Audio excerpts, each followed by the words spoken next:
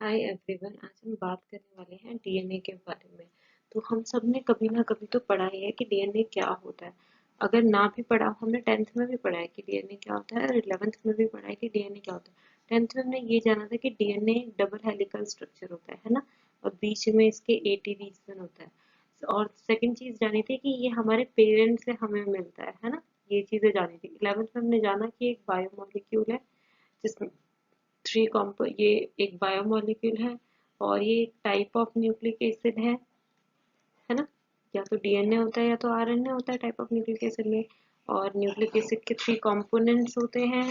पहला होता है फॉस्फेट ग्रुप, दूसरा होता है पेंटोज शुगर, तीसरा होता है नाइट्रोजनस बेस। इतना हमने जाना 11th क्लास में। अब हम आगे बढ़ेंगे और जानेंगे मोर अबाउट हमारा डीएनए। तो सबसे पहले हमने डीएनए के बारे में। डीएनए में 3 कंपोनेंट्स होते हैं, ठीक है। ये कॉन्स्टिट्यूट होता है 3 कंपोनेंट से। पहला तो होता है आपका फॉस्फेट ग्रुप, जो इनकी बाइंडिंग में हेल्प करता है। ये हम बस इसके लिए इतना जानना जरूरी है, जैसे से आगे आएगा हम बता देंगे। पेंटोज शुगर 2 टाइप के होते हैं, एक प्रेजेंट होता है आरएनए में, एक होता है डीएनए में। ये वाला जो होता है वो आरएनए में होता है, राइबोज शुगर। क्यों? क्योंकि इसके 2 प्राइम पोजीशन पे हाइड्रोक्सिल ग्रुप है विच मेक्स इट अनस्टेबल। यानी कि आरएनए को अनस्टेबल बनाने का काम ये राइबोज शुगर करता है। क्यों? क्योंकि रिएक्टिव होता है बहुत। 2 डीऑक्सी राइबोज शुगर में अगर आप देखें, यहाँ पे ऑक्सीजन प्रेजेंट नहीं है, सेम पोजीशन है, इसलिए इट मेक्स इट स्टेबल।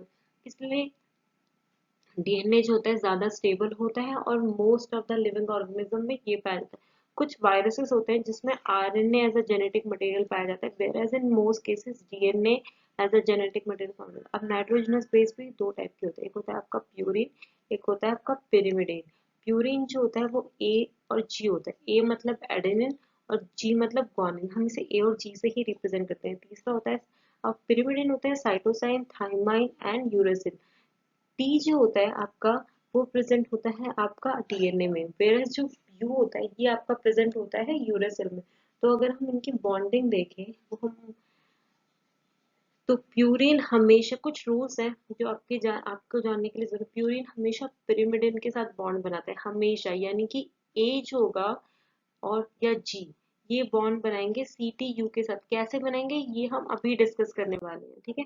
तो हम पहले जान लेते हैं प्यूरिन कौन कौन से होते हैं, ए और जी। पिरिमिडिन कौन कौन से होते हैं, सी टी यू। ए हमेशा हमेशा बॉन्ड बनाएगा टी के साथ, और अभी हमने डिस्कस किया था कि प्यूरिन हमेशा बॉन्ड बनाएगा पिरिमिडिन के साथ। उसमें भी ये है कि ए हमेशा बॉन्ड बनाएगा थायमीन के साथ, यानी कि एडेनिन बॉन्ड बनाया थायमीन के साथ। कितने हाइड्रोजन बॉन्ड इन्वॉल्व होंगे, तो ये इंपॉर्टेंट चीजें हैं, ध्यान रखने वाली चीज। फिर ग्वानिन हमेशा बॉन्ड बनाता है साइटोसाइन के साथ। अगर आपने देखा हो तो मैंने यहाँ पे 3 डंडियां बनाई। क्यों डंडियां बनाई? क्यों? क्योंकि ये रिप्रेजेंट करे 3 हाइड्रोजन बॉन्ड, तो इसे ब्रेक करने के लिए ज्यादा एनर्जी लगानी पड़ेगी as compare to this one. ये इंपॉर्टेंट। ये तो होता है डीएनए का केस। ए और टी का जो हम बॉन्ड देख रहे हैं ये होता है डीएनए के केस में। पर जब आरएनए की बात होगी तो टी की जगह पे यू आ जाएगा, बाकी सब कुछ सिमिलर है, ठीक है। तो यानी कि ए टी के साथ बॉन्ड बनाएगा इन केस ऑफ डीएनए, और जी और सी तो सेम ही रहेंगे, और आरएनए के केस में टी की जगह पे यू बॉन्ड बना लेता है आरएनए के केस में, ठीक। अब हम बात करते हैं न्यूक्लियोसाइड की पहले, फिर हम बात करेंगे न्यूक्लियोटाइड। न्यूक्लियोसाइड में क्या होता है, पेंटोज शुगर जो होता है, यानी कि आपका डीऑक्सीराइबोज शुगर, ये बॉन्ड बनाता है आपके नाइट्रोजनस बेस के साथ। कौन सी पोजीशन पे? 1 प्राइम पोजीशन पे। कौन सा बॉन्ड होता है? एन ग्लाइकोसिडिक लिंकेज का बॉन्ड फॉर्म करते हैं, ठीक है। अब न्यूक्लियोटाइड की बात करते हैं। जब पेंटोज शुगर फॉस्फेट ग्रुप से लिंक हो as well as nitrogenous base से लिंक हो, तो हम इसे कह देते हैं न्यूक्लियोटाइड, यानी कि 1 न्यूक्लियोटाइड। यानी कि एक सिंगल न्यूक्लियोटाइड क्या होता है, pentose sugar nitrogenous base plus phosphate group. जब ऐसे बहुत सारे न्यूक्लियोटाइड आपस में मिलते हैं, बहुत सारे, तो वो बनाते हैं स्ट्रैंड, ठीक है। डीएनए का स्ट्रैंड फॉर्मेशन के लिए हेल्प करते हैं। अब हम उसके बारे में जानेंगे आगे। ओके, तो यहाँ पे 2 पॉलीन्यूक्लियोटाइड चेन्स दिखाई हुए हैं। एक ये दिखाया हुआ है, एक फर्स्ट पॉलीन्यूक्लियोटाइड चेन ये वाला है, सेकंड पॉलीन्यूक्लियोटाइड चेन ये वाला है। अब हम इसे समझते हैं कि कौन सा बॉन्ड है क्या है, ठीक है। तो ये आपका फॉस्फेट ग्रुप है, ये आपकी 5 प्राइम पोजीशन, जहां पे भी फॉस्फेट ग्रुप फ्री हो, 5 प्राइम पोजीशन पे हमेशा जो फॉस्फेट ग्रुप होगा वो फ्री होता है, इसे हम कहते हैं 5 प्राइम पोजीशन। 3 प्राइम पोजीशन पे आपका हाइड्रोक्सिल ग्रुप फ्री होगा। ये भी हम आगे डिस्कस करने वाले हैं, हम ऐसे इस बारे में क्यों बात कर रहे हैं, क्यों बोल रहे हैं कि 5 प्राइम पोजीशन फ्री है या 3 प्राइम पोजीशन फ्री है, बट उससे पहले हम जानते हैं कि ये क्या है। ये आपका फॉस्फेट ग्रुप है, ये आपका लिंक है पेंटोस शुगर से, ठीक है, ये आपके पेंटोस शुगर से लिंक है। और उससे वो इस पेंटोस शुगर से लिंक है आपका नाइट्रोजनस बेस, कौन सी पोजीशन पे, 1 प्राइम पोजीशन पे नाइट्रोजनस बेस लिंक है, फिर एक फॉस्फेट। तो अगर मैं इसे समझाऊं तो ये ऐसे है, ये आपका 5 प्राइम पोजीशन है, यहाँ आपका फॉस्फेट ग्रुप है, यहाँ आपका पेंटोस शुगर है, एंड यहाँ आपके नाइट्रोजनस बेस होंगे। सेम चीज वापस से रिपीट होगी, phosphate group, pentose sugar, nitrogenous base, फिर phosphate group, pentose sugar and nitrogenous base. तो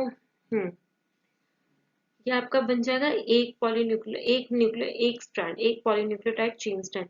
शुगर और फॉस्फेट के बीच में जो बॉन्ड बनता है इसे हम कहते हैं 3 प्राइम 5 प्राइम फॉस्फोडाइस्टर लिंकेज। ये इंपॉर्टेंट है, ये क्वेश्चंस पूछे जाते हैं आपसे, डाइस्टर लिंकेज, ठीक है। और यहाँ पे रिमूवल ऑफ वाटर होता है, वाटर निकलता है, ठीक है, इतनी बात समझ में आई। अब भी कुछ और चीजें भी बतानी रह गई हैं, ठीक है। हाँ, अब ये तो हो गई एक स्ट्रैंड की बात, अब हम बात करते हैं दूसरे स्ट्रैंड की। तो यहाँ से लिंक होगा एक और नाइट्रोजनस बेस, इस नाइट्रोजनस बेस से लिंक होगा एक और शुगर, यहाँ पे हाइड्रोक्सिल ग्रुप हो गया, ये 3 प्राइम पोजीशन हो गई, फिर pentose sugar, sorry phosphate group, फिर पेंटोस शुगर, नाइट्रोजनस बेस, और ये नाइट्रोजनस बेस आपस में लिंक करेगा, अभी हम उसको भी दिखा देंगे, ये फॉस्फेट ग्रुप, ये पेंटोस शुगर, ये नाइट्रोजनस बेस, और आपस में कैसे लिंक है, बॉन्ड से। यहाँ बॉन्ड है, यहाँ इन दोनों के बीच में हाइड्रोजन बॉन्ड है, वो दो भी हो सकते हैं, तीन भी हो सकते हैं, डिपेंड करेगा कि ए और टी का बॉन्ड है या जी और सी का बॉन्ड। अगर जी सी का बॉन्ड है तो ट्रिपल बॉन्ड, ए और टी का बॉन्ड है तो डबल बॉन्ड। यहाँ पे हम बात कर रहे हैं डीएनए, यहाँ हम बात कर रहे हैं डीएनए के बारे में, ठीक है, ये इंपॉर्टेंट पॉइंट्स हैं, आपको ध्यान रखने हैं, ठीक है, इतना समझ में आया। ओके, आगे बढ़ते हैं। अब हम बात करने वाले हैं डीएनए के बारे में। तो हमने इतना जाना था पहले कि डीएनए एक डबल हेलिकल स्ट्रक्चर है।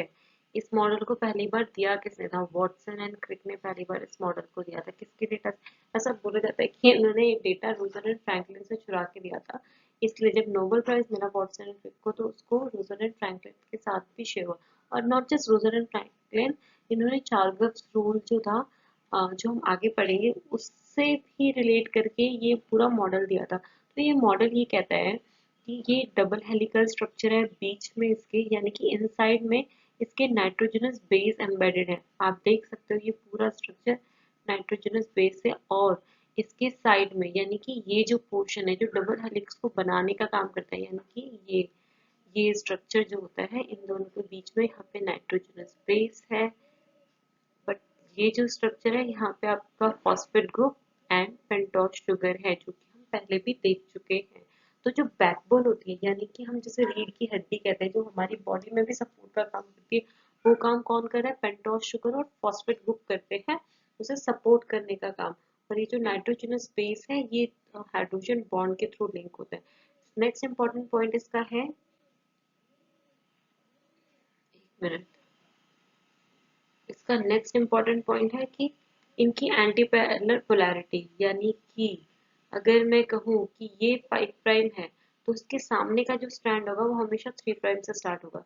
अगर मैं कहूँ कि ये 3 प्राइम, ये 5, ये 3 प्राइम है तो सामने वाला स्ट्रैंड हमेशा 5 प्राइम रहेगा। क्या आप मेरी बात समझ पाए, एक बार मैं फिर से बता देती हूँ। अगर मैं कहूँ ये 5 प्राइम से 3 प्राइम है, हम्म, तो इसके जो सामने का स्टैंड होगा वो होगा 3 प्राइम से 5 प्राइम का, ठीक है, इतनी बात समझ में आई। ओके ग्रेट, अब आगे बढ़ते हैं। और कुछ रह गया है क्या, और एक पॉइंट है यहाँ पे कि इनका जो पिच होता है यानी कि एक हेलिक्स टर्न, अगर मैं बोलूं कि ऐसा कुछ टर्न है एस का, तो इसमें 10 बेस पेयर होते हैं और अराउंड 3.4 नैनोमीटर का एक टर्न होता है, ठीक है। नेक्स्ट आगे बढ़ते हैं। अब आता है चार्गप रूल। चार्गप रूल क्या आपको बताता है, प्यूरिन हमेशा पिरिमिडीन के बराबर होगा। अब इसे थोड़ा डिटेल में समझते हैं, यानी कि प्यूरिन में हमने क्या क्या पढ़ा था, एडेनिन और ग्वानिन। तो एडेनिन जो होगा वो हमेशा थायमिन के बराबर होगा या फिर यूरेसिल के बराबर होगा। अगर हम डीएनए की बात करेंगे तो थायमिन के बराबर, अगर हम आरएनए की बात करेंगे तो यूरासिल के बराबर। बट अगर हम ग्वानिन की बात करें तो साइटोसिन के बराबर होगा। फॉर एग्जाम्पल अगर मैं बोलूँ कि मेरे पास, फॉर एग्जाम्पल यहाँ ये क्वेश्चन देख लेते हैं, ज्यादा अच्छे से समझ में आ जाएगा। बट उससे पहले एक और पॉइंट है, ये पॉइंट समझ में आया। फर्स्ट पॉइंट है कि प्यूरिन और पिरिमिडिन एक दूसरे के बराबर होंगे। दूसरा पॉइंट कहता है कि purine plus pyrimidine equals to 1। आप इसे 1 भी बोल सकते हैं या फिर 100 भी बोल सकते हैं, ठीक है। ओके, आगे देखते हैं। अब एक क्वेश्चन देखते हैं। यहाँ पे इन्होंने बोला है कि 120 एडेनिन है और 120 साइटोसिन है, तो टोटल नंबर ऑफ न्यूक्लियोटाइड्स कितने होंगे। अभी हमने डिस्कस किया था एडेनिन कितना किसके बराबर होगा, थायमिन के। तो अगर 120 एडेनिन है तो थायमाइन कितना हो जाएगा, वो भी 120 हो जाएगा। हाँ, और साइटोसिन ग्वानिसिन कितना हो जाएगा, वो भी 120 हो जाएगा। क्यों क्यों हो जाएगा 120, क्योंकि साइटोसिन 120 है, ठीक है। तो ग्वानिन भी 120 हो गया, तो कितने हो गए टोटल, 480। समझ में आई। हाँ, 480, ठीक है। अब आगे बढ़ते हैं। ओके, एक एग्जांपल और देख लेते हैं। अगर इन्होंने बोला है कि ग्वानिन, एक मिनट कहाँ गया पेन। हाँ, अगर इन्होंने बोला है कि ग्वानिन 10% है, तो मैं ये बोल सकती हूँ कि साइटोसिन भी 10% होगा। अब बचा कितना, टोटल कितना होता है, 100%। 100% में से अगर मैं 20% माइनस कर दे रही हूँ, है ना, क्योंकि G प्लस C तो हमें पता चल गया, G और C हमें पता चल गया, तो कितना बचा, 100 माइनस 20 इक्वल टू 80%। 80% तो है A प्लस G मिला के, बट अगर मैं इंडिविजुअली बोलूँ A का कितना होगा, 40%, ठीक है। वापिस से समझा दूँ, ठीक है, वापिस से बता देते हैं एक बार। एक मिनट, थोड़ा स्पेस मिल जाए तो बता दूँ। हाँ, तो ये कहना चाहता है कि अगर ग्वानिन 10% है, हमने एक रूल पढ़ा है अभी, purine plus pyrimidine equals to either 100% और इक्वल्स टू 1, है ना, ये पढ़ा है हमने। तो यहाँ पे परसेंटेज में बात हो रही है, तो ग्वानिन कितना है, 10%। तो दैट मीन्स साइटोसिन कितना होगा, वो भी हो जाएगा 10%। टोटल कितना हो गया, 100 माइनस, ये कितना हो गया, guanine plus cytosine plus adenine plus thymine equal to 100। हमें पता है ग्वानिन और साइटोसिन कितना है, 20, है ना। तो 100 माइनस 20 कितना हो गया, 80। हाँ, तो अब एडेनिन प्लस, यानी कि अगर मैं बोलूं कि, यहाँ पे मैं लिख के बता देती हूँ, ए प्लस टी अगर 80 है, ए प्लस टी अगर टी 80 है, तो ए कितना होगा, 40%, है ना। ठीक है, आगे बढ़ते हैं। आई होप आपको समझ में आ गया होगा। थैंक यू, आज के लिए इतना काफी है। अब आगे डिस्कस करेंगे। Thank you so much.